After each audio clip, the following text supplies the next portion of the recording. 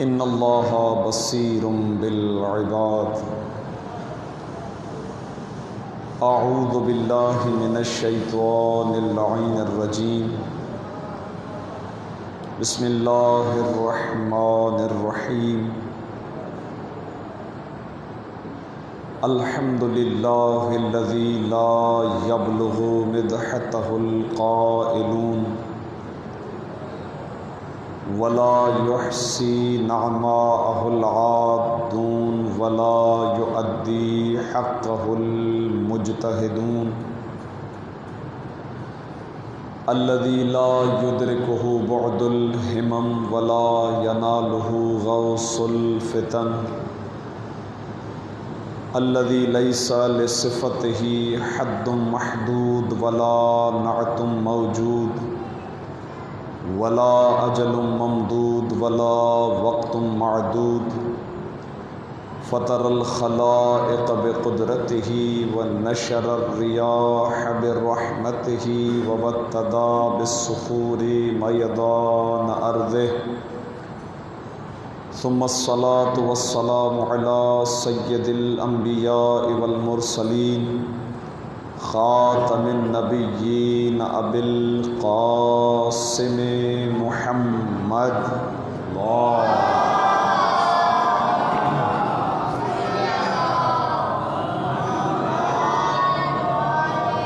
وعلی اہل بیتہ الطیبین الطاہرین لا سیما بقیت اللہ فی الارضین روحی و ارواح العالمین لتراب مقدمہ الفدا واللعنۃ الدائمۃ علی اعدائہم اجمعین من یوم عداوتہم الی قیام یوم الدین اما بعد فقد قال اللہ تبارک و تعالی فی کلامہ المجید و فرقانہ الحمید بسم اللہ الرحمن الرحیم من المؤمنین رجال صدقوا ما عاهدوا الله علیہ فمنهم من قضى نحبه ومنهم من ينتظر وما بدلوا تبدیلا صلوات بر محمد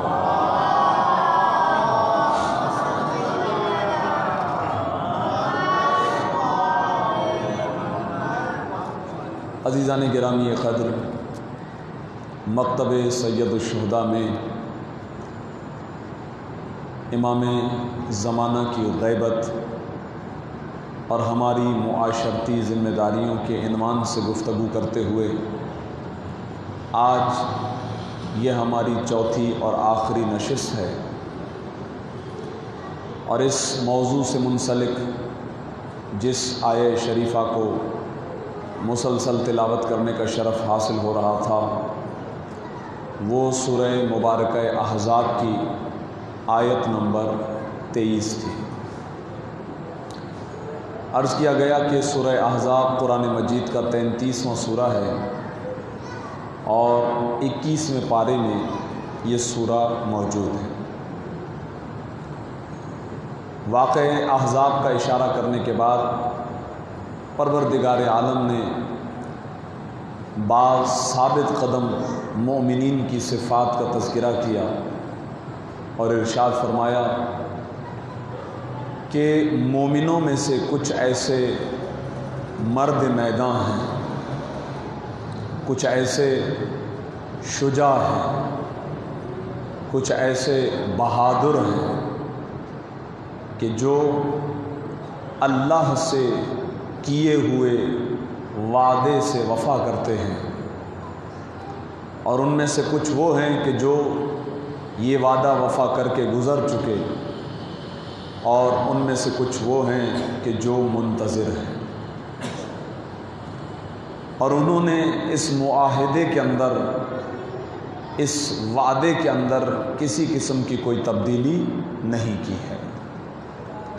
اس آیہ شریفہ کے ضمن میں کل آپ کی خدمت میں مشہور و معروف تفاسیر کا حوالہ دیتے ہوئے گفتگو ہماری اس مقام تک آ کر رکی کہ ان سے افراد وہ مراد ہیں کہ جنہوں نے اللہ سے کیے ہوئے وعدے پر اپنی زندگی گزاری اور اپنی زندگی کی آخری سانس تک اس وعدے پر اور اس کیے ہوئے معاہدے پر ڈٹے رہے اور اسی پر ان کی زندگی کا اختتام ہوا۔ قرآن قصیدہ اہل بیت ہے، اسی لیے جب بھی کسی صفت خاصہ کا تذکرہ آتا ہے تو اس کے مصداق کے اول محمد و آل محمد ہوا کرتے ہیں۔ اللہم صلی علی محمد۔ لہٰذا امیر المؤمنین نے ارشاد فرمایا کہ وہ جو گزر چکے وہ ہمارے چچا حمزہ تھے، اور جو منتظر ہیں وہ میں علی ابن ابی طالب ہوں۔ پھر زمانے نے کروٹ لی اور سن 40 ہجری کو میرے مولا بھی قضا نحبہ کے مصداق بن گئے، ان کا زمانہ بھی گزر گیا۔ پھر امام حسن، امام حسین یہ منتظر تھے۔ اس کے بعد جب سن 50 ہجری میں دوسرے امام کی شہادت اور سن 61 ہجری کے اندر تیسرے امام کی شہادت کی واقعہ پیش آ گیا تو یہ بھی قضا نحبہ کے مصداق بن گئے کہ گزر چکے اس وعدے کو وفا کرتے ہوئے، جیسا کہ میں نے کل تفسیر صافی کا حوالہ دیتے ہوئے ذکر کیا کہ مورخین کربلا نے یہ لکھا کہ جب بھی کوئی امام کا چاہنے والا امام سے اجازت لیتا تھا کہ اے میرے مولا اب مجھے اجازت دیجئے کہ میں اپنی جان آپ پر قربان کر دوں، تو میرے مولا اسے اجازت دیتے ہوئے یہ جملہ ارشاد فرماتے تھے کہ کچھ ایسے مرد مجاہد ہیں کہ جو اللہ سے کیے گئے وعدے کو وفا کرتے ہیں، وَنَحْنُ خَلْفَكَ، تم جاؤ ہم بھی تمہارے پیچھے پیچھے آ رہے ہیں۔ یہ اللہ سے کیا ہوا وعدہ تھا جس کو عملی تفسیر اور عملی جامہ پہنایا ہے محمد و آل محمد نے۔ تیسرے امام کے بعد ہر امام شہادت کے مرتبے پر فائز ہوا ہے، یہاں تک کہ 11ویں امام کا زمانہ آیا، آپ کو زہر سے شہید کیا گیا، اور پروردگار عالم کی مشیت اور ارادے کے اندر یہی تھا کہ اس نے اپنے آخری ہادی اور اس نے اپنے آخری رہبر کو پردہ غیبت میں رکھنا تھا۔ غیبت کیا ہے، اس کے اسباب کیا ہیں، وجوہات کیا ہیں، یہ اپنے مقام پر ایک مفصل موضوع ہے، ایک مفصل موضوع ہے، لیکن میں زمانے کے امام اور اس آیت کے اندر استعمال ہونے والے ایک جملے سے آج کی مجلس اعزا کو اختتام پذیر کروں گا، جس میں یہ ارشاد ہوا کہ وَمِنْهُمْ مَن يَنْتَظِرُ، اور انہی میں سے کچھ وہ ہیں کہ جو انتظار کر رہے ہیں۔ میں اور آپ سانسیں لے رہے ہیں، میں اور آپ زندگی گزار رہے ہیں، تو ہمیں اس مقام تک لے جانا ہے اپنے آپ کو، اپنی ذات کو، تاکہ ہم بھی ان انتظار کرنے والوں میں شامل ہو جائیں۔ توجہ ہے آپ حضرات کی؟ آج اس نقطۂ نظر سے گفتگو ہوگی کہ ہم ہیں وہ، کیونکہ امام پردہ غیبت میں ہے، اور اس آیت کے اس ٹکڑے کا مصداق امام زمانہ بھی ہے، کیونکہ انتظار فقط میں اور آپ نہیں کر رہے، زمانے کا امام بھی انتظار کر رہا ہے، وہ بھی اللہ کے وعدے کے وفا ہونے کا انتظار کر رہا ہے، جس طرح ان کے آباء و اجداد نے اللہ سے کیے ہوئے وعدے کو وفا کیا ہے، زمانے کے امام کے قلب کے اندر بھی وہی تڑپ ہے۔ اگر آپ کو ذہن میں ہو 23 گھنٹے گزرے، اس سے زیادہ نہیں گزرے، کہ کل عرض کیا تھا کہ میرے مولا علی جب جنگ نہروان سے پلٹ رہے تھے تو رو رہے تھے، صحیح، ایک حجت خدا کا دل ہے۔ پھر جنگ احزاب سے جب پلٹ رہے تھے تو بھی رو رہے تھے۔ یہ دو الگ الگ پہلو ہیں۔ پہلا پہلو یعنی جنگ احزاب سے پلٹنے والا پہلو یہ تھا کہ فرمایا کیا میں شہید نہیں ہوں گا، یعنی کیا شہادت میرے نصیب میں نہیں ہے؟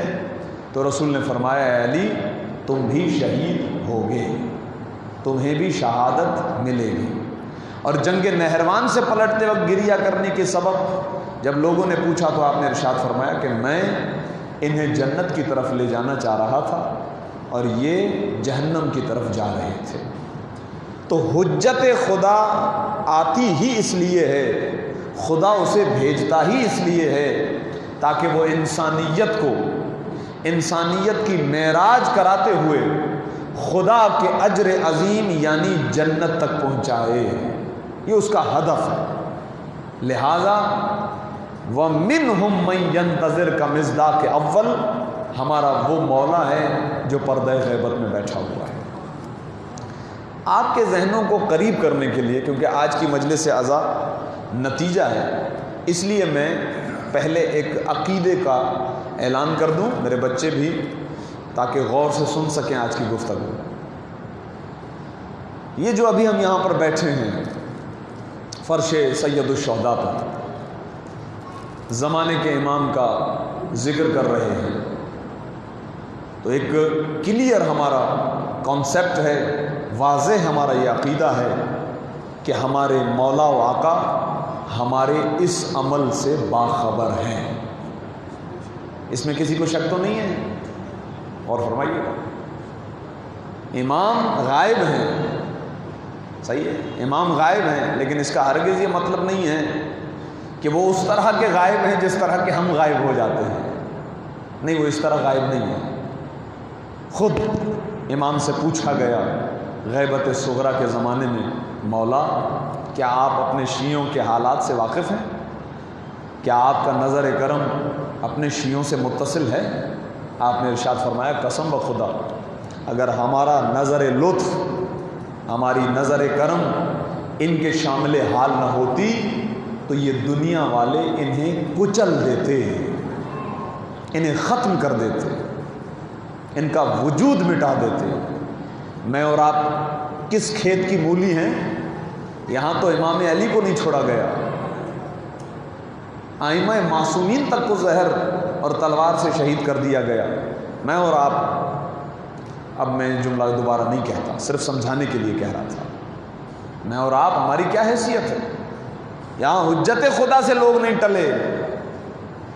یعنی ذرا غور کیجئے، ایک عیسائی نو کے سنا پر سید الشہداء کے سر کو دیکھ رہا ہے، وہ متوجہ ہو کر کہہ رہا ہے ایسا لگ رہا ہے اس کے لب ہل رہے ہیں۔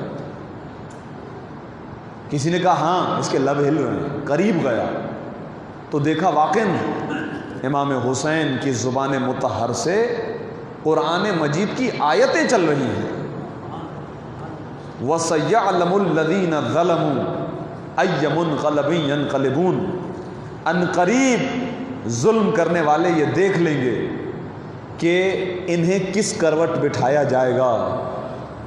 وہ مسلمان تھے، اسی نواسے کے نانا کا کلمہ پڑھنے والے نواسے کو نو کے سنا پر سوار کروا کے در بدر، شہر بہ شہر، علاقہ بہ علاقہ گھما رہے ہیں، اور ایک عیسائی راہب کی نظر پڑتی ہے اور کہتا ہے قسم بخدا ہو نہ ہو، یا تو یہ نبی ہے، اللہ اکبر، یا تو یہ وسیع ہے۔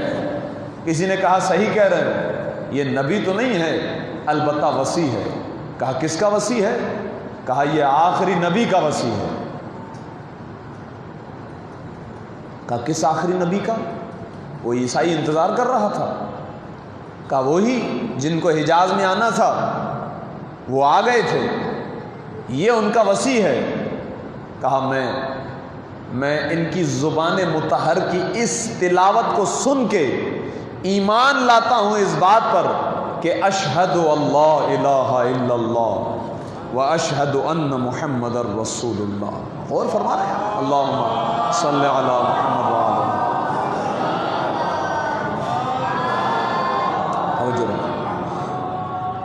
اس کے لیے صرف قلب کا صاف ہونا ضروری ہے، ورنہ چیزیں واضح ہیں، آشکار ہیں، کوئی اس حقیقت سے انکار نہیں کر سکتا ہے کہ سید الشہداء نے نو کے سنا پر تلاوت نہیں کی۔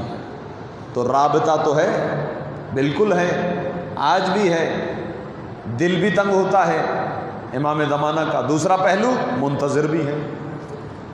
عزیزان گرامی قدر، اس کی ایک مثال دینا ضروری ہے۔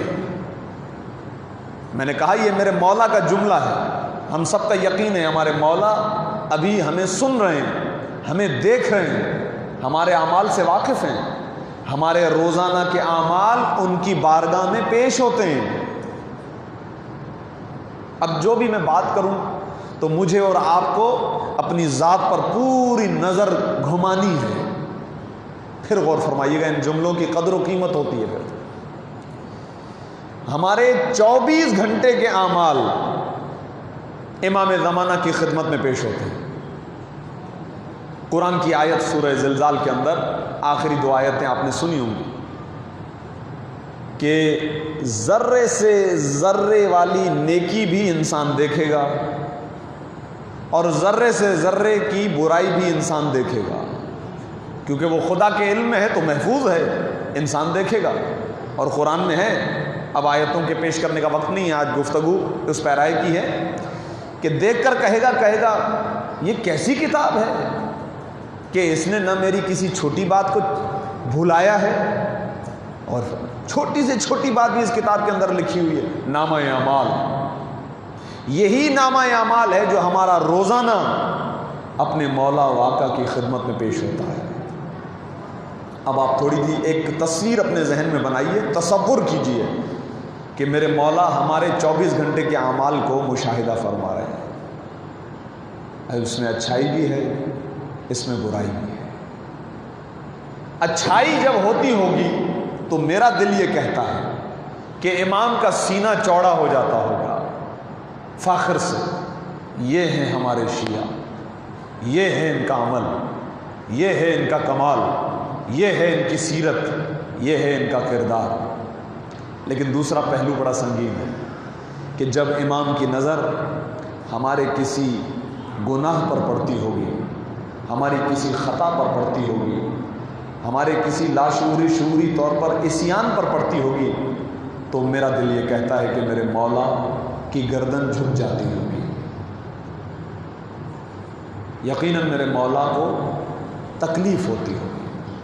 دیکھیے حجت خدا ہے، اس زاویے سے سوچئے کہ نہروان کے آخر میں میرے مولا امام علی نے کیا فرمایا، میں نے جنت میں لے کر جانا چاہتا تھا، یہ اپنے آپ کو جہنم کی طرف گھسیٹ رہے تھے۔ زمانے کا امام یہ چاہتا ہے کہ میرے سارے شیعہ میرے ساتھ جنت میں داخل ہو جائیں۔ تو جب ہماری اپنی خطا ہوگی تو اتنی تکلیف ہمیں بھی نہیں ہوتی ہوگی جتنی تکلیف ہمارے مولا امام زمانہ کو ہوتی ہوگی، بڑی تکلیف۔ اب اسی کی منظر کشی کی ہے چھٹے امام نے ارشاد فرمایا، شیعتنا، اے ہمارے شیعو، کونوا لنا زینا، ہمارے لیے باعث زینت بنو، ہمارے لیے باعث شرمندگی مت بننا۔ بچوں کے لیے کھلے الفاظ میں یہ جملہ کہوں گا، بہت سارے جملے میں حدیث کا ترجمہ کرتا ہوں، بعد میں پھر میں اپنے لفظوں میں اسے بیان کرتا ہوں جوانوں اور بچوں کے لیے۔ یعنی شیعوں، ایسا نہیں ہونا چاہیے کہ تمہاری وجہ سے ہمیں اپنی گردن جھکانی پڑ جائے، تمہاری وجہ سے ہمارا سینہ چوڑا رہنا چاہیے۔ اگر یہ بات سمجھ میں نہ آئے تو سید الشہداء کا وہ قول یاد رکھیے گا کہ اے میرے نانا، اے میرے بابا، اللہ نے جیسے صحابہ مجھے دیے ہیں، یہ فخر امام حسین ابن علی ہے، جیسے صحابہ مجھے ملے وہ 72، ویسے نہ میرے بابا کو ملے نہ میرے نانا کو ملے۔ اور فرمایا تو پردہ غیبت میں بیٹھے ہوئے ہیں امام، اور ہم ایمان کی پہلی سرحد تک ہیں۔ کل تک کی، پرسوں تک کی گفتگو ذہن میں رکھیے گا، ایمان کی پہلی منزل پر ہیں۔ وہ پہلی منزل کیا ہے کہ خدا سے معاہدہ ہے ہمارا، کہ ہمارا ایمان ہے خود ذات احدیت پر بھی اور اس کے رسول پر بھی، اور جو جو رسول لائے ہیں اس میں ہمیں کسی قسم کا کوئی شک نہیں ہے۔ اب انہی جملوں کو ہم چھٹے امام حضرت امام جعفر صادق علیہ الصلوۃ والسلام،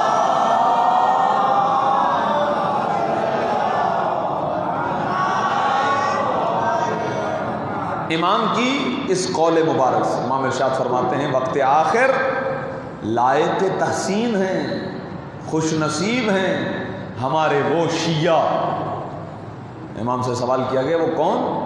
کہا جو ہمارے قائم کی غیبت میں زندگی بسر کرتے ہیں، خوش نصیب ہیں۔ مولا ان کی صفات کیا ہیں؟ امام نے ارشاد فرمایا اللہ کی توحید کے قائل ہیں، اور جو جو چیز رسول لائے اس پر یقین رکھتے ہیں، ہماری ولایت کو قبول کرتے ہیں، ہمارے دشمنوں سے نفرت کرتے ہیں، اور زمانے کے امام کا انتظار کرتے ہیں۔ غور فرمائیے، تو پہلی سیڑھی، غور فرمائیے گا، عمل کے میدان میں پہنچنے کے بعد پہلا کام انتظار ہے۔ توجہ ہے آپ حضرات کی؟ آج تھوڑی سی چین کے ساتھ ملی ہوئی، آرام سے آپ کی خدمت میں مطلب پیش کروں گا۔ پہلی سیڑھی ہے انتظار۔ کیوں؟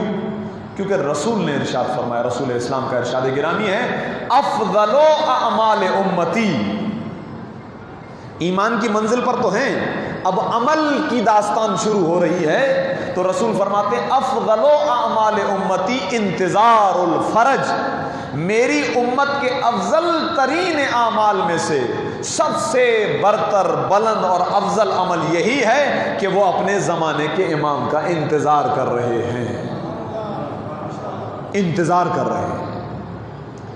تو سب سے پہلا سوال تو آتا ہے کہ آیا رابطہ ہے یا نہیں ہے؟ کچھ دیر پہلے میں نے عرض کیا تھا، اس سلسلے میں ایک گفتگو پیش کرنا چاہتا ہوں تاکہ بچوں کا یوں سمجھیے کہ ایک ایمان بھی جوانوں کا تازہ ہو جائے۔ اس سلسلے میں اگر آپ کی توجہ ہے تو ایک مرتبہ درود ہدیہ کریں محمد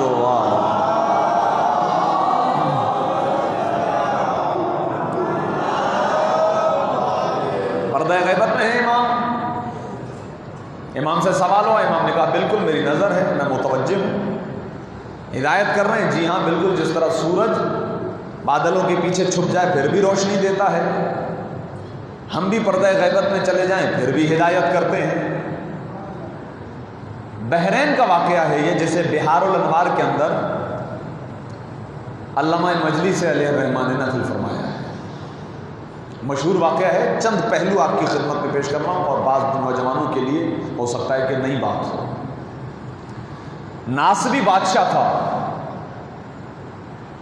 ناصبی یعنی وہ کہ جو اہل بیت سے برملا، کھلم کھلا دشمنی کا اعلان کرتا ہو اور اہل بیت کو برا بھلا کہتا ہو، اسے کہتے ہیں ناصبی۔ اور اس کا جو وزیر تھا وہ اس سے بڑا ناصبی تھا، اور بحرین کے جو شیعہ تھے ان پر اس نے بڑی مشکلات، بڑی سنگینیاں، اور دن بدن بہانے ڈھونڈتا رہتا تھا کہ کوئی بہانہ ملے جس کے ذریعے سے میں شیعوں کو اذیتیں دیتا رہوں۔ ایک دن وزیر جیسے دربار میں آیا، آ کر اس نے بادشاہ کے سامنے ایک انار پیش کیا، انار، کہا کہ بادشاہ سلامت ذرا اس انار کو دیکھیے گا، جوان بالکل متوجہ رہے۔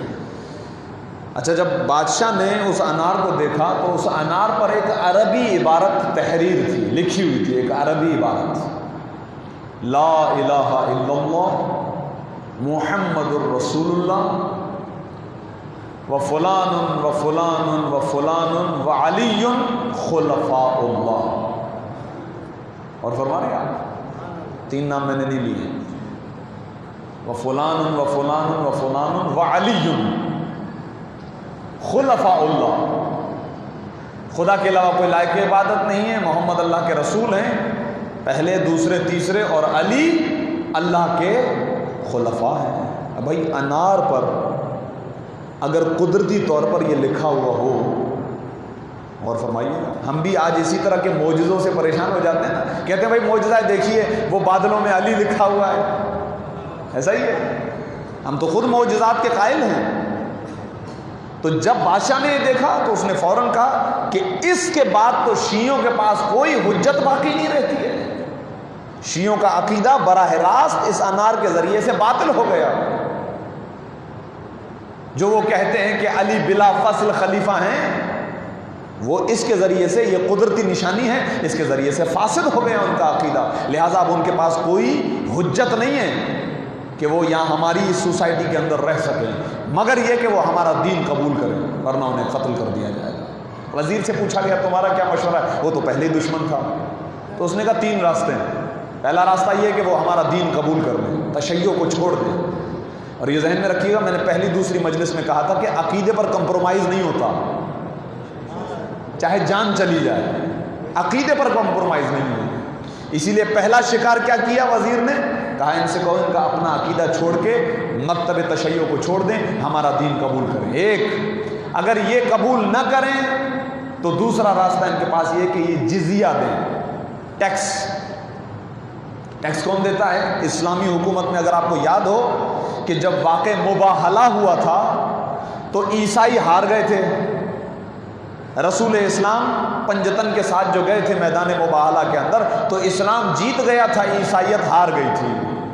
تو رسول نے کہا اسلام قبول کرو، انہوں نے کہا نہیں یہ ہم نہیں کر سکتے۔ تو رسول نے خود ہی کہا تھا تمہارے پاس دوسرا راستہ یہ ہے کہ ٹیکس دو، ٹیکس دو گے تو ہم تمہارا خیال بھی کریں گے، اسلامی حکومت قائم ہو چکی ہے، ہم ذمہ دار ہیں۔ اسی کو کہتے ہیں جزیہ۔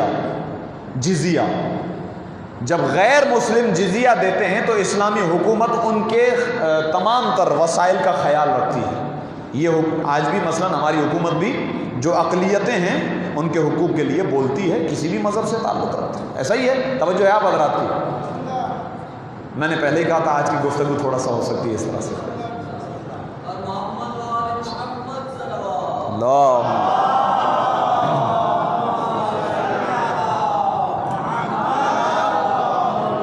وَإِلَّا، اور اگر یہ دو باتیں انہیں قبول نہیں ہیں تو تیسری بات بڑی سخت ہے، وہ یہ کہ ان کے مردوں کو قتل کر دیا جائے اور ان کی ازواج کو، ان کی مستورات کو اور ان کے بچوں کو قیدی بنا لیا جائے، غلام بنا لیا جائے گا۔ غور فرمائیے گا عزیزوں، ایک بہت بڑی تعداد میں شیعہ جمع ہوئے، جو سربراہان تھے ان کے تشیع کے، جمع ہوئے۔ بادشاہ نے کہا یہ انار دیکھو، سب نے انار دیکھا، جو دیکھتا رہا اس کے پیروں تلے سے زمین نکلتی رہی۔ یہ کیا لکھا ہوا؟ یہ تو قدرتی خدا کا بنایا ہوا پھل ہے، اس پہ خود بخود کندہ ہو گیا، خود بخود یہ لکھائی آ گئی، تو پریشان ہو گئے۔ لکھا ہوا یہ چاروں خلیفہ ہیں، اللہ کے خلیفہ ہیں۔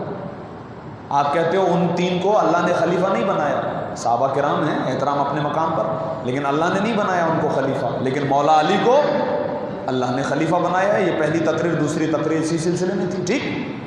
تو سب پریشان ہو گئے۔ بادشاہ نے کہا اس کا جواب دو ورنہ یہ تین صورتیں ہیں جو وزیر نے بتائی۔ تو ان کے بڑوں نے کہا، جو تشیع کے تھے، شیعہ حضرات تھے، انہوں نے کہا بادشاہ سلامت ہمیں 3 دن کا ٹائم دیجئے، 3 دن کی مہلت دیجئے، ہم انشاءاللہ دیکھتے ہیں کوئی اس کا جواب لاتے ہیں۔ چلے گئے۔ اب یہاں سے غور فرمائیے گا جس نقطے کی طرف اشارہ کرنا مقصود تھا۔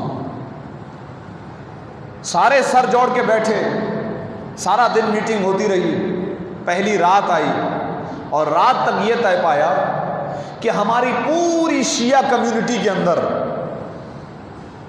جتنے بھی ہم شیعہ ہیں ان تمام میں جو سب سے زیادہ متقی اور سب سے زیادہ پرہیزگار ہے یہ ہے نقطہ جو میں زحمت دے رہا تھا، وہ یہ نقطہ ہے۔ اور فرما رہے ہیں آپ، یعنی مشکل میں وہی مشکل کشائی کر سکتا ہے جو متقی بھی ہو، جو پرہیزگار بھی ہو، یہ ذہن میں رکھیں۔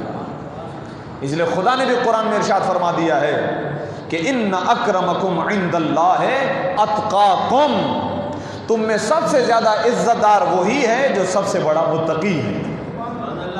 سب سے بڑا متقی جو ہے، پرہیزگار ہے، عامل ہے، عمل کرنے والا ہے۔ تو سب نے سوچ کر کہ بھائی ہم پوری کمیونٹی میں سے 10 ایسے افراد 10 ایسے افراد کو تلاش کریں جو واقعاً عالم بعمل ہو، متقی ہو، پرہیزگار ہو۔ 10 افراد کو سلیکٹ کیا گیا اور ان 10 افراد سے کہا گیا کہ اب آپ آپس میں بیٹھ کر یہ ڈیسائیڈ کرو کہ یقیناً اس مسئلے کا حل ہمارے پاس تو ہے نہیں، اس مسئلے کا حل فقط ایک ہی ہستی کے پاس ہے جو مشکل کشا کا بیٹا امام زمانہ ہے، اللہم صلی علی محمد۔ اور فرما رہے ہیں ذہن گرامی قدر، کوئی راستہ نہیں ہے ہمارے پاس، تو کوئی جواب نہیں ہے اس کا۔ بڑے بڑے علماء بیٹھے ہوئے تھے، کوئی جواب نہیں ہے۔ یہ 10 افراد آپس میں سلیکٹ کر رہے تھے کہ اب ہمیں اس مسئلے کا جواب لینا ہے امام زمانہ سے، لیکن امام زمانہ تک پہنچے کون؟ رسائی کس کی ہے امام زمانہ تک؟ یہ تو میں اپنے بارے میں جانتا ہوں، آپ اپنے بارے میں جانتے ہیں کہ اگر میں اپنے مولا کو بلاؤں کسی مشکل کے لیے تو کیا میں اس قابل ہو گیا ہوں کہ میرا مولا مجھے لبیک کہے؟ یہ میں جانتا ہوں۔ لہٰذا وہ 10 افراد کو بٹھایا گیا کہ آپ آپس میں سلیکٹ کریں کہ آپ میں سے وہ 3 کون ہیں کہ جو عمل میں اس مقام تک پہنچے ہوئے ہیں کہ اگر امام کو استغاثہ دیں، امام کو بلائیں تو امام ان کی مشکل کشائی کریں۔ 3 علماء سلیکٹ ہوئے۔ ایک عالم نکلا رات کے ٹائم بیابان میں، صحرا میں، روتا رہا، گریا کرتا رہا، اے میرے مولا، آپ کی رعایا پر، آپ کی قوم پر مشکل کا وقت ہے، قتل کر دیے جائیں گے، ہمارے بچے یتیم ہو جائیں گے، ہماری ازواج بیوہ ہو جائیں گی۔ ساری رات روتا رہا، صبح ہو گئی، کوئی جواب نہیں ملا۔ ایک دن گزر گیا، دوسری رات دوسرا عالم گیا، ساری رات گڑ گڑتا رہا، استغاثہ۔ اب میں الفاظ تبدیل کروں، دعائے احد، دعائے ندبہ، سمجھ رہے ہیں آپ عزیزان گرامی؟ ہم تو پڑھتے ہیں ساری دعائیں، پڑھنا، ساری رات گزر گئی، کچھ نہیں ہوا۔ تیسری رات جو سب سے بڑا عالم تھا، جس پر سب کا اتفاق تھا کہ یہ با عمل عالم دین ہے، دیکھیے ذہن میں رکھیے گا، اگر عام انسان جھکا بھی تو عالم کے دروازے پر جھکا ہے، یہ ذہن میں رکھیے گا، یہ ذہن میں۔ اگر عالم کا احترام آپ کے ہاں نہیں ہے، ہمارے ہاں عالم کا احترام نہیں ہے، تو یہ ذہن میں رکھیے گا کہ پھر ہمارے عمل کی کوئی حیثیت نہیں ہے، کوئی ویلیو نہیں ہے۔ اسی لیے کہ چوتھے امام بیٹھے رہتے تھے، اگر کوئی طالب علم بھی آ جاتا تھا تو امام زین العابدین کھڑے ہو جاتے تھے، اسے گلے سے لگاتے تھے، ارے مولا آپ امام ہیں، یہ طالب علم ہے۔ کہا نہیں، یہ رسول کی وصیت ہے کہ جو صاحب علم ہے وہ عزت کے قابل ہے، جس کے پاس علم ہے وہ قابل عزت ہے، لیکن اگر اس کے بعد پھر تقوی اور پرہیزگاری بھی ہو تو کیا کہیں۔ تو محمد ابن عیسیٰ، مورخین نے لکھا، علامہ باقر مجلسی نے لکھا، وہ آخری رات گئے، ساری رات گریا کرتے رہے، اور جب نماز شب کے لیے رو رو کر گریا کرتے ہوئے، استغاثہ بلند کرتے ہوئے سر سجدے میں رکھا شکرانے کا، تو آواز آئی، اے محمد ابن عیسیٰ، اللہ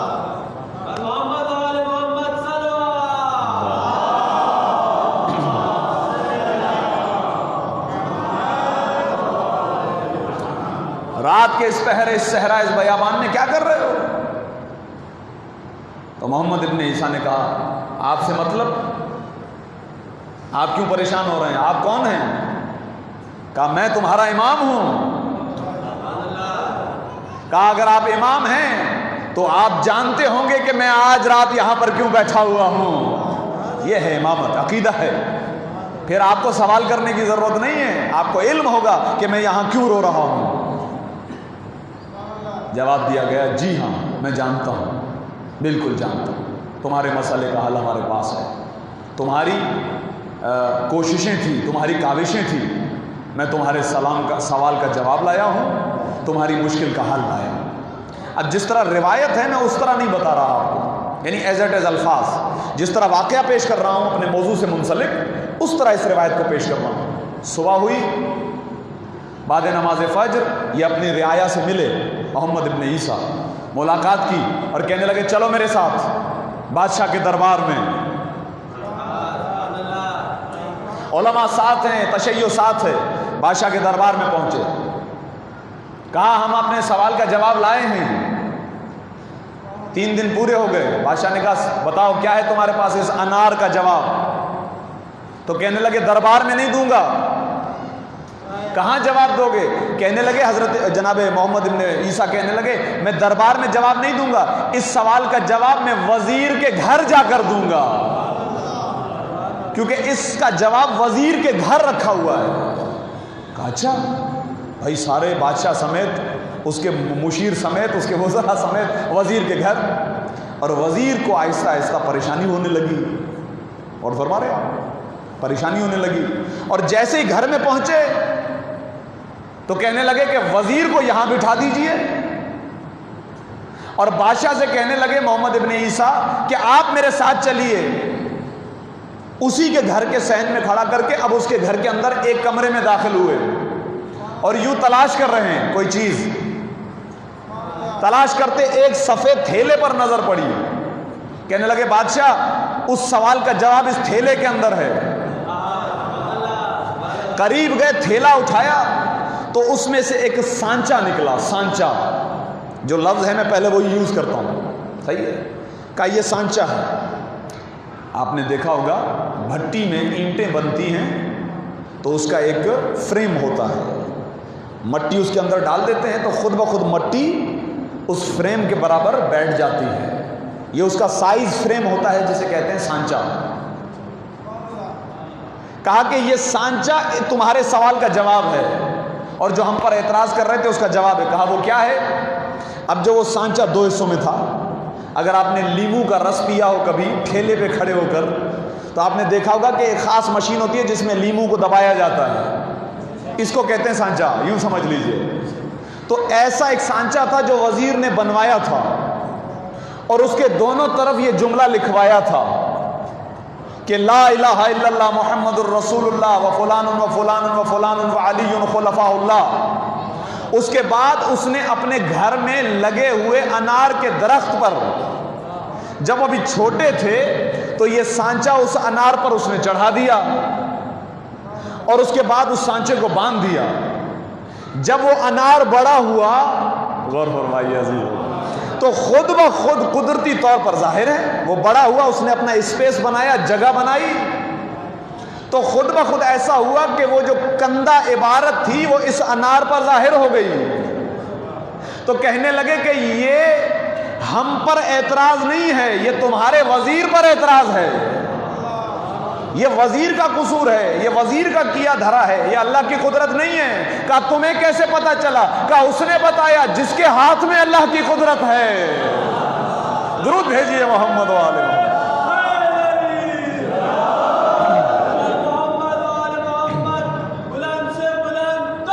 صلوات اللہم صلی علی محمد و آل محمد۔ فرما رہے ہیں اذان گرامی، اس امام نے بتایا ہے اور لکھا ہے علماء نے کہ اسی وقت اس بادشاہ نے جو ادھورا کلمہ تھا اسے پورا کر دیا۔ اشہد اللہ الہ الا اللہ وحدہ لا شریک لہ واشہد ان محمد رسول اللہ۔ اس کے بعد کہا اشہد ان علی ولی اللہ، مولا علی کی ولایت کا اللہم صلی علی محمد آل محمد۔ اور وہیں اس نے حکم دیا کہ اس نے ایک مذہب حقہ کے خلاف چال چلی ہے، اس وزیر نے، اس کو ابھی کے ابھی قتل کر دیا جائے۔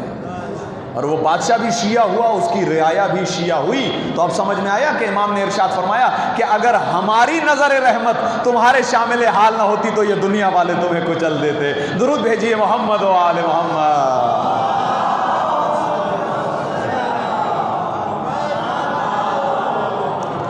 اور فرما رہے ہیں عزیزان گرامی قدر یہ، لیکن اس واقعے سے جو استنباط کرنا تھا یہ تو اس لیے تاکہ میں نے پیش کیا کہ ہمارے بچوں اور جوانوں کے قلوب جو ہے ایک قسم سے ہمت بن جائے کہ بھئی رابطہ ہوتا ہے، جی ہاں ہوتا ہے، لیکن شرائط ہیں رابطے کی۔ پہلی شرط ہے علم، معرفت جسے کہتے ہیں۔ پہلی سیڑھی ہے ایمان کی معرفت۔ من مات ولم یعرف امام زمانہ مات میتۃ جاہلیہ۔ جو اپنے زمانے کے امام کی معرفت کے بغیر مر گیا گویا جاہلیت کے زمانے میں مر گیا تھا، جاہل ہو کر مرا ہے، جاہلیت کی نہیں مرا، امام کو نہیں جانتا۔ اچھا جس کے پاس معرفت ہو اس کے بارے میں ہے من مات وعارف لامامہ، جو مر جائے اور زمانے کے امام کی معرفت رکھ کے مرے تو گویا اس نے زندگی ایسی گزاری ہے کہ امام کے ساتھ خیمے میں بیٹھا ہوا تھا۔ معرفت بھری زندگی کے بارے میں احادیث بہت زیادہ ہیں، میں آج کی خدمت میں آج کی مجلس میں نتیجہ عرض کر رہا ہوں، اسی لیے اس پیرائے سے سنیے۔ فرمایا کہ معرفت رکھ کر مرنے والا ایسا ہے گویا اس نے ہر امام کے ساتھ ہم رکاب ہو کر جہاد کیا اور جہاد کرتے ہوئے اس دنیا سے گیا ہے، یہ معرفت۔ تو انتظار کا پہلا مرحلہ کیا ہے؟ معرفت۔ توجہ ہے آپ حضرات کی؟ اچھا یہ معرفت حاصل کیسے ہوگی؟ یہ اہم سوال ہے۔ معرفت کم از کم ایسے تو حاصل نہیں ہو سکتی جس طرح ہم اپنی دنیا میں مست ہیں، ایسے تو نہیں ہوگی۔ آپ جب قریب آئیں گے، آپ ان کے بارے میں جانیں گے، آپ ان کے بارے میں جاننے کی کوشش کریں گے۔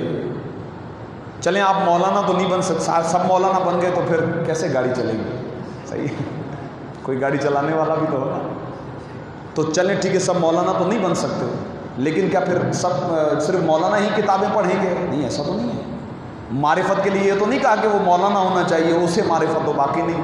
اور یہ بھی ضروری نہیں ہے کہ ہر مولانا کو معرفت ہو، یہ بھی ضروری نہیں ہے۔ معرفت ایک خدا کی عطا کردہ چیز ہے، اس میں محنت کرنی پڑتی۔ کیا طریقہ ہے آسان بچوں کے لیے؟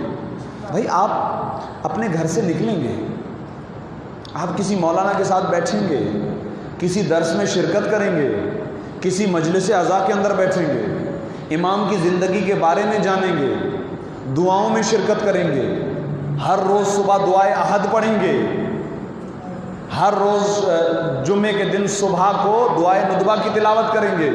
اور فرمانے یہ طریقے ہیں امام کے قریب آنے کے۔ پوچھا گیا معصوم سے معرفت کیسے ہو؟ کہا دعا پڑھو، قریب جاؤ، جانو، پہچانو۔ امام کی عمر تھی 4 سال۔ مولا امام حسن عسکری کا ایک صحابی آیا تو 4 سال کے بچے ہیں، امام سوال کیا مجھے جانتے ہو؟ میری معرفت ہے تمہیں؟ تو وہ گھبرا گیا، کہنے لگا جی جی بالکل، میں آپ کی معرفت ہے۔ کہا کیا جانتے ہو؟ کہا یہی کہ آپ جو ہیں وہ میرے مولا ہیں اور میرے مولا و آقا کے بیٹے ہیں۔ کہا یہ تو ہمارا دشمن بھی جانتا ہے۔ توجہ ہے آپ حضرات کی عزیزان کرام، یہ تو دشمن بھی جانتا ہے کہ میں بیٹا ہوں، یہ باپ ہے، یہ نہیں۔ کہا مولا پھر آپ بتائیے معرفت کسے کہتے ہیں؟ تو 4 سال کے ہیں امام زمانہ، لیکن امام نے جواب ارشاد فرمایا، کہا تمہارا یہ عقیدہ ہونا چاہیے کہ مجھے اللہ نے اپنی حجت بنا کر زمین پر بھیجا ہے، اور اگر آج اس زمین کا وجود ہے تو میری برکت سے، اور یہ جو تمہیں رزق مل رہا ہے یہ میری برکت سے۔ بقیت دنیا، یہ آپ جملے پڑھتے ہیں، وَبِيُمْنِهِ رُزِقَ الْوَرَى، یہ دنیا باقی ہے زمانے کے امام کے صدقے میں۔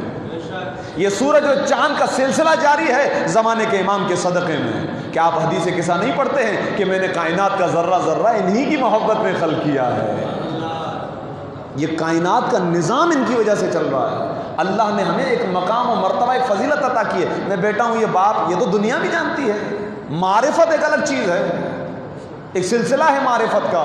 تو آپ آئیں گے، بیٹھیں گے، سنیں گے، پڑھیں گے، کتاب پڑھیں گے، مجلس سنیں گے، درس میں شرکت کریں گے، تبھی پتہ چلے گا نا۔ آپ پر کوئی وحی تو نازل نہیں ہوگی، ہم پر کوئی الہام تو نہیں ہوتا ہے نا، ہم تو غیر معصوم ہیں، ہم پر کوئی وحی نازل نہیں ہوتی ہے، ہمیں حاصل کرنا پڑتا ہے، قریب جانا پڑتا ہے۔ اسی لیے امام معصوم نے ارشاد فرمایا، لو علموا محاسن کلامنا لاتبعونا، اگر لوگوں کو ہمارے کلام کی حسن، ہمارے کلام کی شائستگی کا پتہ چل جاتا، قسم بخدا وہ ہماری ضرور اتباع کرتے۔ جانتے تو اتباع تو پھر جب جانیں، ہم جائیں کسی مدرسے میں بیٹھیں، کسی مکتب میں بیٹھیں، کوئی کتاب پڑھیں، امام زمانہ کے بارے میں جاننے کی کوشش کریں۔ اگر محبت کا دعویٰ ہے تو کچھ قدم تو بڑھائیں۔ ایسے بیٹھے بیٹھے تھوڑی آ جائے گی معرفت اوپر سے آتی ہے، ایسا نہیں ہے عزیزان گرامی قدر۔ محبت تقاضا ہے عمل کا، اور عمل کی پہلی منزل معرفت، اور اس معرفت کے بعد کیا ہے؟ توجہ کیجیے گا، واقعہ آپ کی خدمت میں عرض کر دیا، جو سب سے بڑا متقی اور سب سے بڑا پرہیزگار ہے۔ کچھ عرصہ پہلے، اگرچہ یہ کنٹروورشل بات ہے جو میں پیش کر رہا ہوں، آپس میں اختلافی بات ہے، لیکن پھر بھی سمجھانے کے لیے، اگر اذان آئے اللہ اکبر، تو میرا آپ سے سوال ہے، کیا اس وقت امام زمانہ کوئی اور کام کریں گے؟ اللہ اکبر، اذان کی آواز آئے تو اس وقت امام زمانہ کیا کریں گے؟ اول وقت میں نماز۔ بھائی ان کے چھوٹے سے چھوٹے خادم کا نام ہے امام خمینی، لیکن اگر آپ خمینی علیہ الرحمہ کی زندگی کا مطالعہ کریں تو آپ کو ملے گا کہ نماز ظہر سے 1 گھنٹہ پہلے آ کر جا نماز پر بیٹھتے تھے. آپ پڑھیے گا کبھی. کسی نے پوچھا یہ کیا کرتے ہیں؟ یہ آپ 1 گھنٹہ پہلے آ کر بیٹھ جاتے ہیں. نماز ظہر میں ابھی 1 گھنٹہ باقی ہے. اب نہیں معلوم رات کیسے گزرتی ہوگی. میں نے جو امام خمینی کے بارے میں پڑھا ہے وہ یہ کہ نماز فجر سے تو 2-3 گھنٹہ پہلے جا کر بیٹھ کر نماز کا انتظار. اور بعض علماء اور محققین فرماتے ہیں جو علم اخلاق میں کام کرتے ہیں، عارف ہیں، وہ کہتے ہیں کہ اذان کی آواز سن کر وضو کرنا یہ تو توہین نماز ہے. اور اللہ بلائے پھر تم تو غلام ہو، تمہیں تیار رہنا چاہیے تھا. تو امام خمینی کی عملی زندگی ہے وہ کیا کہ 1 گھنٹہ پہلے آ کر جانماز پر بیٹھتے تھے، یعنی نماز کو ان کا انتظار نہیں کرنا پڑے، وہ نماز کا انتظار کر رہے تھے. یہ ہے عمل. تو اب بتائیے جب خادم خادم خادم خادم سوا خادم، جب ان کا عمل یہ ہو تو زمانے کا امام، اور ہم کہیں کہ اے میرے مولا یا لیتنی کنت معکم فافوز فوزا عظیما، تو ہماری نماز کیسی ہونی چاہیے کہ تھوڑی دیر کے بعد پڑھیں گے، ابھی میچ چل رہا ہے، ابھی تھکے ہوئے ہیں، ابھی سفر کر رہے ہیں. دیکھیے اس پر مفصل گفتگو ہے، اشارے دے رہا ہوں. نہیں، انتظار ایک اندرونی کیفیت کا نام نہیں ہے کہ میں ہاتھ پہ ہاتھ رکھ کے بیٹھ جاؤں گا. انتظار کا مطلب ہے میں انتظار کر رہا ہوں بیٹھا ہوں، جی نہیں. انتظار کا مطلب ہے اندر کے اثرات کا اظہار کرنا، کیفیت قلبی کا اظہار انتظار کہلاتا ہے، ماحول سازگار کرنا. اب یہیں پر یہ بات میں عرض کر دیتا ہوں، کہیں ایسا نہ ہو کہ آخر میں وقت نہ ملے اور گفتگو آخری مراحل میں جا رہی ہے، کہ ایک شخص مسجد میں بیٹھ کر رو رہا تھا اور اس کے گریے کی ایسی حالت تھی کہ گویا لگ رہا تھا اب اس کی روح پرواز کر جائے گی. تو جو مولانا تھے نماز پڑھ کے اٹھ رہے تھے، انہوں نے دیکھا وہ کونے میں بیٹھ کر روئے جا رہے، لوگ بھی دیکھ رہے ہیں پریشان. تو مولانا رک گئے. جب لوگ چلے گئے تو اس کو بلایا، کبھی خیریت تو ہے، آپ کیوں رو رہے ہیں، کیا وجہ ہے اس طرح رو رہے ہیں آپ؟ تو انہوں نے جواب دیا کہ قبلہ نہ پوچھیے، بس کاش رات جو میں نے خواب دیکھا ہے اس خواب کے دیکھنے سے پہلے میں مر جاتا، لیکن وہ خواب میں نہ دیکھتا. ارے بھائی کیا خواب دیکھا بتائیے؟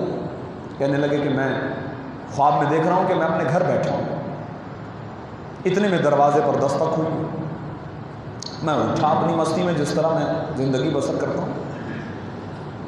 جب میں دروازے پر پہنچا تو ایک روحانی اور نورانی شخصیت دروازے پر کھڑی ہے. میں نے عرض کیا آپ کون؟ تو کہا میں تمہارے زمانے کا امام ہوں. اب دیکھیے یہ واقعات اس لیے ہوتے ہیں کہ ہم اپنے آپ کو وہاں رکھیں، اس جگہ پر ہم اپنے آپ کو رکھیں اور چیک کریں کہ ہم کہاں ہیں. کہتا ہے کہ جیسے ہی کہا کہ میں تمہارے زمانے کا امام ہوں، تو اب ظاہر ہے امام میرے دروازے پر آئیں گے تو مجھے گھر میں اندر تو لے کر آنا ہے، لیکن میرا گھر اس قابل نہیں تھا کہ زمانے کے امام کو اندر لے آؤں. تو جو جلدی جلدی سے میرے چیز ذہن میں آ رہی تھی کہ یہ چیز حرام ہے، یہ چیز ناجائز ہے، یہ چیز غلط ہے، غور فرما رہے ہیں آپ، جو جلدی جلدی سے ذہن میں آ رہی تھی، میں نے سوچا وہ چیزیں ہٹا لیتا ہوں. میں نے کہا مولا بس کچھ لمحے مجھے دے دیجیے، میں ابھی آ رہا ہوں. ہم اسی طرح کرتے ہیں، اور جلدی سے جا کے وہ چیزیں جو میری نظر میں معیوب ہیں اور میں سمجھتا ہوں کہ میرے مولا کو پسند نہیں آئیں گی. اچھا دیکھیے یہ گلاس رکھا ہوا ہے نا، یہ مجھ سے تو بات نہیں کرے گا لیکن میرے مولا سے تو بات کر سکتا ہے نا یہ گلاس. اللہ، ایک مثال دی ہے میں نے، اب آپ خود ہی اندازہ لگائیے. کیونکہ یہ فقط انسانوں کے امام نہیں ہیں، اللہ نے ان کو تمام مخلوقات کا امام بنایا ہے. جا نماز بولے گی کہ نماز پڑھتے ہیں یا نہیں، جزدان میں قرآن رکھا ہوا ہے وہ بولے گا کہ یہ مجھے چھوتا ہے یا نہیں چھوتا، مجھے پڑھتا ہے یا نہیں پڑھتا. گھر کی ساری چیزیں بولیں گے. تو پریشان کیا چیز حلال سے آئی، کیا چیز حرام سے آئی، کہاں سے آئی، کون سی چیزیں جلدی جلدی چھپا چھپا کے دروازے پر پہنچا. اب جو دیکھا امام نہیں ہے. عزیز توجہ فرمائیے. جلدی سے گھر سے باہر سیڑھیوں سے نیچے اترا تو دیکھا کہ جو گلی ہے جہاں ختم ہو رہی ہے وہاں سے امام اب بس پلٹ رہے ہیں, جا رہے ہیں, مڑ رہے ہیں. میں تیزی سے جو پیچھے گیا تو ایک مرتبہ امام مڑے اور میں نے دیکھا کہ ان کی آنکھوں سے آنسو بہہ رہے تھے, امام رو رہے تھے. اور میں نے قریب جا کر سنا تو میرے مولا امام زمانہ اپنے ہاتھوں کو بلند کر کے یہ کہہ رہے تھے, اے میرے پروردگار تو گواہ رہنا. یہ ہر وقت الاجل الاجل تو کہتے ہیں, لیکن ان میں سے کسی نے مجھے اپنے گھر اندر آنے کی اجازت نہیں دی ہے. اللہ اکبر. تو انتظار یہ نہیں ہے کہ میں بیٹھ جاؤں, جب آئیں گے تو آ جائیں گے, میرے پاس نہیں آئیں گے, وہ تو مکے میں آئیں گے, یہ سوچ کر بیٹھے ہوئے ہیں. جناب عالی یہ دنیا ان کی آنکھوں کے آگے بنی ہے, ان کے لیے کوئی مکہ و مدینہ نہیں ہے, ان کے لیے طی الارض ہے, پلک جھپکتے ہوئے کیا مکہ کیا مدینہ, وہ کہاں سے کہاں پہنچے, کل کلا کسی کے دروازے پر آ جائیں. یہ امتحان ہے چاہنے والے. کہا اے میرے خدا گواہ رہنا مجھے کسی نے اپنے گھر آنے نہیں دیا. کیا سوچ سکتے ہیں ہم اس کیفیت کو؟ ہم سوچ سکتے ہیں کہ زمانے کے امام کو ہم اپنے گھر نہ لائیں؟ لیکن اگر لانا ہے, اپنا مہمان بنانا ہے, انہیں اپنی پاک اور طاہر غذا کھلانی ہے, تو اس کے لیے ضروری ہے کہ انتظار بے معنی انتظار سوئے ہوئے نہ ہو, جاگے ہوئے انتظار کرنا, بیداری کے ساتھ انتظار کرنا ہے, عملہ انتظار کرنا ہے. نماز, روزہ, زکوٰۃ, حج, جہاد, خمس, امر بالمعروف. کیا کہتے ہیں بھائی؟ لکم دینکم ولی دین. مشہور بات ہے. کسی کو دیکھ رہے ہیں کہ وہ غلط کام کر رہا ہے, کیا سوچتے ہیں ہم؟ لکم دینکم ولی, بھائی اس کا دین ہے, ہمارا دین ہمارا دین ہے. فرماتے ہیں کہ ہمارے وہ شیعہ جو ہمارے قائم کا انتظار کرتے ہیں ان کی ایک نشانی یہ ہے کہ اچھائی کا حکم دیتے ہیں اور برائیوں سے روکتے ہیں. غلط کام ہوتے دیکھیں گے تو آپ کو روکنا ہے. دیکھیں میں نے پہلی وہ بات منزل پیش کی کہ جس میں انسان کے اپنے, چونکہ میں نے کہا تھا موضوع کے اندر ہے معاشرتی ذمہ داریاں. معاشرہ تو بہت دور کی بات ہے. اگر آپ کی اپنی ذات کی اصلاح ہو جاتی ہے تو یہ بہت بڑا جہاد ہے. اس کے بعد کی ذمہ داری ہے آپ کسی کو نماز کے لیے بولیں. آپ خود نماز نہیں پڑھتے تو پھر کہاں سے دوسرے کو بولیں گے؟ نہیں بول پائیں گے. جو غلط کام آپ خود کرتے ہیں وہ کس کو کیسے بول سکتے ہیں کہ آپ کیوں کر رہے ہیں؟ آپ نے خود کیا ہوا. یہ آج امر بالمعروف اور نہی عن المنکر کی عادت ہم میں سے اس لیے ختم ہو گئی ہے کیونکہ ہم خود برے ہیں. ہمارا خود کردار ایسا نہیں ہے کہ کسی کو کچھ بول سکیں, تو دوسرے کو کہاں سے بولیں گے؟ اور معصوم کے یہ جملے ہیں, توضیح المسائل کے اندر بھی یہ حدیث لکھی ہوئی ہے اور امام زمانہ کے ٹاپک کے اندر بھی ملے گی آپ کو. کمال الدین و اتمام النعمت میں شیخ صدوق علیہ الرحمٰن نے بھی اس حدیث کو نقل کیا ہے. وہ یہ کہ اگر امر بالمعروف نہی عن المنکر, اچھائی کا حکم دینا, برائی سے روک دینا, اگر یہ کام تم نے چھوڑ دیا تو ایک ایسا زمانہ آئے گا کہ تمہاری دعائیں اللہ کی بارگاہ میں قبول نہیں ہوں گی. تمہارا اور تمہارے رب کا رابطہ ٹوٹ جائے گا, منقطع. ایک ہی تو رابطہ ہے نا, دعا, وہ تو ٹوٹ گیا.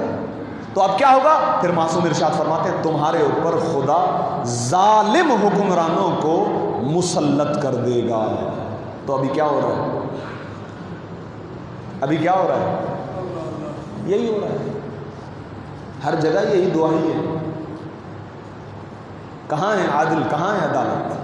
اسی لیے کہ ہم کہتے ہیں بس میں ہی مر گیا ساری زندگی کر کے. کیا ہے میرے پڑوسی کی خبر, کیا ہے میرے والد کی خبر؟ اچھا کچھ تو بہت زیادہ جو ہے بہت آگے بڑھ گئے. بس ختم کر رہا ہوں, یہ آخری جملے عرض کر رہا ہوں, آخری بات پیش کر رہا ہوں. وقت بہت لے گیا, میں آپ کا معذرت خواہوں, لیکن آخری مجلس میں کچھ بہت زیادہ آگے. وہ کیا ہے بھائی؟ ہم تو امام زمانہ کی عقیدت میں ڈوبے ہوئے. شب جمعہ کے اعمال میں مفاتیح الجنان کے اندر شیخ عباس قمی علیہ الرحمٰن نے لکھا ہے کہ جو شخص ہر شب جمعہ سورہ بنی اسرائیل کی تلاوت کرتا ہے تو قیامت سے پہلے جب ظہور امام ہوگا تو اسے فرشتے بلائیں گے کہ آ جاؤ, تمہیں زمانے کے امام بلا رہے ہیں. سورہ بنی اسرائیل، سورہ اسرا، ٹھیک؟ اب کیا کہتے ہیں بھئی ہم تو پڑھ رہے ہیں. اب سورہ بنی اسرائیل کے اندر ایک آیت ہے، آیت نمبر 23، وَقَضَىٰ رَبُّكَ أَلَّا تَعْبُدُوا إِلَّا إِيَّاهُ وَبِالْوَالِدَيْنِ إِحْسَانًا. تمہارے رب کا یہ فیصلہ کہ عبادت اس کی ہے، اپنے والدین کا خیال رکھنا. فَلَا تَقُل لَّهُمَا أُفٍّ وَلَا تَنْهَرْهُمَا، انہیں ہرگز نہ ڈانٹنا، ان سے برے لہجے میں بات نہ کرنا. وَقُل لَّهُمَا قَوْلًا كَرِيمًا، جب بھی بات کرو محبت سے بات کرنا، اپنے کندھوں کو ان کے سامنے جھکانا. اماں ناراض ہیں، ابا ناراض ہے، والدین سے بنتی نہیں ہے اور آئے ہیں امام زمانہ کے لشکر میں شامل ہونے کے لیے. ارے بھائی یہ سورہ بنی اسرائیل تھوڑی فائدہ دے گی آپ کو. پہلے کردار نفس ہے، اس کے بعد دعائے احد بھی فائدہ دے گی، دعائے ندبہ بھی فائدہ دے گی، پھر ہر چیز فائدہ دے گی. عمل عزیزان گرامی قدر، عمل ہے جو خدا کی بارگاہ میں لے کر جانا ہے. وقت آخر جب سانس یہاں رک جاتی ہے تو قرآن میں سورہ مومنون میں آیا ہے کہ لعلی اعمل صالحا فیما ترکت، اے میرے پروردگار مجھے دوبارہ زندگی دے دے. ارے بھائی کیوں زندگی چاہیے؟ وہ میرا عمل رہ گیا، عمل نہیں کیا، میری ساری زندگی گزر گئی، میں نے کوئی اچھا عمل نہیں کیا. کلا انہا کلمۃ ہو وقائدہا، کچھ نہیں ہو سکتا. یہی وقت ہے، یہی غنیمت ہے، جو ابھی زندگی چل رہی ہے، جو سانسیں چل رہی ہیں، یہی وقت ہے. اور امام کے ماننے والوں کی ایک صفت یہ ہے کہ وہ اپنے وقت کو ضائع نہیں کرتے. وما خلقت الجن والانس الا لیعبدون، ہم نے تمہیں عبادت کے لیے خلق کیا ہے. تمہاری زندگی کا ایک ایک لہجہ، ایک ایک سیکنڈ عبادت الہی ہے. اب آپ اندازہ لگائیے کہ یہ دین کتنا اہم ہے کہ جس کے لیے میرے مولا آج بھی پردہ غیبت میں بیٹھ کر خون کے آنسو روتے ہیں. آپ نے سنا ہے نا کہ ائمہ معصومین میں سے حضرت امام زین العابدین ہیں کہ جو خون کے آنسو روتے تھے. امام زین العابدین کے علاوہ امام زمانہ کے بارے میں بھی یہ جملے ہیں کہ وہ خون کے آنسو روتے ہیں. یہ دین بڑا اہم ہے. اس دین کے لیے اہل بیت نے بڑی قربانیاں دی ہیں. اسے مزاح نہ سمجھیے. عمل اگر نہیں ہوگا تو اہل بیت ناراض ہوں گے، اہل بیت کا دل دکھے گا. کیا آپ میں اور آپ یہ چاہیں گے کہ ہمارے مولا کا دل دکھے ہماری وجہ سے؟ یہ وہ دین ہے کہ جس کے لیے رسول اسلام نے جناب زہرا جیسی بیٹی کو قربان کیا ہے، اور جناب زہرا نے اپنے پھول جیسے بچے حسن و حسین کو قربان کیا ہے، اور امام حسن اور امام حسین نے اپنے لال و گوہر، ایسے بچے کہ جب دشمن کی بھی نظر پڑے تو کہیں یہ تو کوئی چوندوی کا چاند ہے جو مقتل کی طرف دوڑا آ رہا ہے، ایسے بچے قربان کیے. یہ وہ دین ہے جس کے لیے کبھی قاسم کی قربانی دی جا رہی ہے، کبھی علی اکبر کے لاشے پر آ رہے ہیں. آسان ہے، سن لینا آسان ہے. جب 18 سال کا کڑیل جوان مقتل کی طرف جا رہا تھا، سوار کروایا ہے نا خود. روایت کہتی ہے کہ کچھ دیر کے بعد شہزادے نے کچھ آہٹ محسوس کی، پلٹ کر جو دیکھا تو بوڑھا باپ پیچھے پیچھے دوڑا ہوا آ رہا ہے. اللہ اکبر، اللہ اکبر. بابا آپ نے تو ابھی سوار کرایا تھا، پھر آپ میرے پیچھے کیوں آ رہے ہیں؟ علی اکبر ذرا آہستہ آہستہ جاؤ، اور جب تک جاتے رہو نا پلٹ کر اپنے بابا کو دیکھتے رہو. اگر تمہارا بھی کوئی بیٹا ہوتا نا علی اکبر جیسا تو میں تجھ سے پوچھتا کہ میں پیچھے پیچھے کیوں آ رہا ہوں. یہ کوئی آسان قربانی ہے. اور جب یہی 18 سال کا کڑیل جوان زخموں سے چور ہو کر زمین کربلا پر آیا، آواز دی یا بتا، اے میرے بابا میری مدد کو آئیے. کیا حسین ابن علی کے لیے یہ آسان تھا؟ اٹھے کہنے لگے اے علی اکبر تیرے بعد کچھ دکھائی نہیں دے رہا، مجھے آواز دو، مجھے آواز دو، اے علی اکبر مجھے آواز دو. یہ قربانی ہے اسی دین کے لیے. 34 سال کا جوان بھائی کہہ رہا ہے مولا اب میرا سینہ تنگ ہو گیا ہے، اب اس غلام کو بھی اجازت دیجیے. اے میرے بھائی عباس تو میری فوج کا سپہ سالار ہے، تجھے کیسے جانے کی اجازت دے دوں؟ نظر یمیناً و شمالا، کبھی دائیں دیکھا کبھی بائیں دیکھا عباس نے اور کہا اے میرے مولا اب وہ فوج کہاں رہی جس کا میں سے سالار تھا؟ اب تو اس دین پر سب کچھ قربان ہو گیا، اب تو کوئی نہ رہا عزیزو۔ تو اس بھائی کو بھی اجازت دے دی، اور اجازت نہیں دی، کہا ہاں اگر سکینہ کے لیے پانی لا سکتے ہو تو عباس چلے جاؤ۔ عزیزو روایت کہتی ہے کہ جب اس جوان نے بھی آواز دی السلام علیکم یا ابا عبداللہ، اے میرے آقا میرے سلام کو قبول کیجئے، تو کمر کو تھام کر یہ کہنے لگے عباس تو نہیں گرا، تیرے بھائی کی کمر ٹوٹ گئی ہے۔ یہ دین اسلام کے لیے قربانی ہے جو حسین ابن علی ایک کے بعد ایک دے رہے ہیں۔ اور عزیز و روایت کہتی ہے کہ وہ وقت بھی آیا کہ ایک بلندی کی جگہ پر کھڑے ہو کر ایک آواز بلند کی ہے، حل من ناصر ینصرنا، حل من ذاب یذب عن حرم رسول اللہ، ارے ہے کوئی ہمارا مددگار؟ اب آپ تاریخ بھی سن چکے ہیں، مصائب بھی سن چکے ہوں گے کہ کس کس نے حسین ابن علی کی مدد کرنے کے لیے حامی نہیں بھری۔ جنات بھی آئے ہیں، مخلوقات کائنات بھی آئی ہیں، فرشتے بھی آسمان سے اترے ہیں، ہرگز ان کی نصرت کو قبول نہ کیا۔ دوبارہ آواز دی حل من ناصر ینصرنا، پھر کسی حر کو تلاش کر رہے تھے حسین ابن علی عزیزو۔ اسی طرح ہمارا مولا بھی پردہ غیبت میں پکارتا ہے ہمیں، ہے کوئی اس جہاد مسلسل کے لیے، ہے کوئی منتظر حقیقی؟ بس عزیزو روایت یہ کہتی ہے جب میرے مولا حسین نے یہ استغاثہ بلند کیا، بیویوں کے رونے کی آواز خیموں میں بلند ہو گئی۔ میرے مولا بڑی تیزی سے جناب زینب کے خیمے کے اندر آئے اور کہنے لگے اے بہن زینب ابھی تو میں زندہ ہوں، یہ بیویاں کیوں رو رہی ہیں؟ شہزادی زینب نے جواب دیا بھیا آپ کی آواز میں اتنا درد تھا، 6 مہینے کے بچے نے اپنے آپ کو جھولے سے گرا دیا ہے، گویا یہ بچہ کہہ رہا ہے اے میرے بابا آپ غریب نہیں ہیں، آپ اکیلے نہیں ہیں، میں آپ کا ایک مجاہد ابھی باقی ہوں۔ بڑا امتحان تھا عزیزو، آخری منزل آپ کی زحمتیں تمام، یہ بچہ لے کر میرے مولا چلے، یہ بچہ لے کر 6 مہینے کا بچہ لے کر میرے مولا چلے تھے مقتل میں، اور اس کے بعد ایک جملہ کہا ہے، یہ وہ منظر ہے جس کی شکایت میرے مولا نے کی ہے۔ حضرت عباس کی مصیبت، حضرت علی اکبر کی مصیبت، حضرت قاسم کی مصیبت، جناب اون محمد کی مصیبت اپنی جگہ، لیکن شہزاد علی اصغر کا تذکرہ کیا ہے کب؟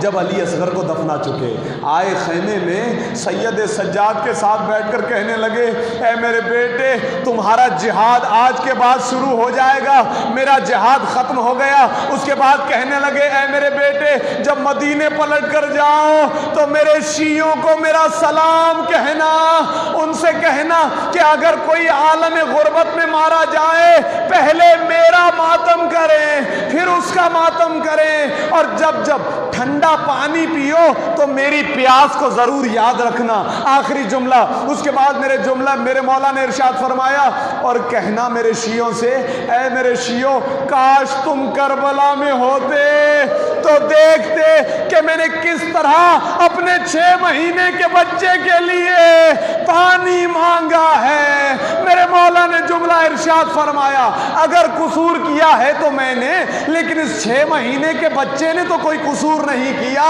ایک آواز آئی اقطع کلام الحسین، ایک تیر چلا، علی اصغر نے اپنی جان کو اپنے بابا پر قربان کیا۔ الا ولعنۃ اللہ علی القوم الظالمین وَسَيَعْلَمُ الَّذِينَ ظَلَمُوا أَيَّ مُنقَلَبٍ يَنقَلِبُونَ۔ بار الہ تجھے واسطہ ہے تیری عزت و جلالت کا، تجھے واسطہ ہے تیری خلقت طاہرہ کا، اور بالخصوص تجھے واسطہ ہے اس آخر الزمان اور تیری حجت کا جس کا تذکرہ کیا جا رہا تھا۔ ہماری ان عبادات کو اپنی بارگاہ میں قبول فرما۔ ISO کے نوجوانوں نے جو یہ اہتمام مجالس رکھا، بالخصوص اراکین مسجد و امام بارگاہ وحدت المسلمین کی جو انتظامیہ ہیں، ان کا جو تعاون رہا، پروردگار ان کا یہ پرسہ، ان کا یہ اہتمام، ان کا یہ انتظام اپنی بارگاہ میں قبول فرما۔ یہ مومنین جو ان مجالس اعزاء کے اندر مسلسل شرکت کرتے رہے، پروردگار ان کا شرکت کرنا اپنی بارگاہ میں قبول فرما، ہمیں دین حقہ کو سمجھ کر اس پر عمل کی توفیق عطا فرما، ہمارے اعمال کو اپنی بارگاہ میں قبول فرما، فرش عزا کے حق کا واسطہ ہمارے گناہوں کو معاف فرما، ہمارے مرحومین کی مغفرت فرما، ہمیں بروز محشر شفاعت محمد و آل محمد نصیب فرما، حضرت امام زمانہ کے ظہور میں تعجیل فرما، اور ہمیں امام کے اعوان و انصار خاص میں شمار فرما۔ ربنا تقبل منا انک انت السمیع العلیم، ما شاء اللہ لا حول ولا قوة الا باللہ العلی العظیم۔ ماتم حسین۔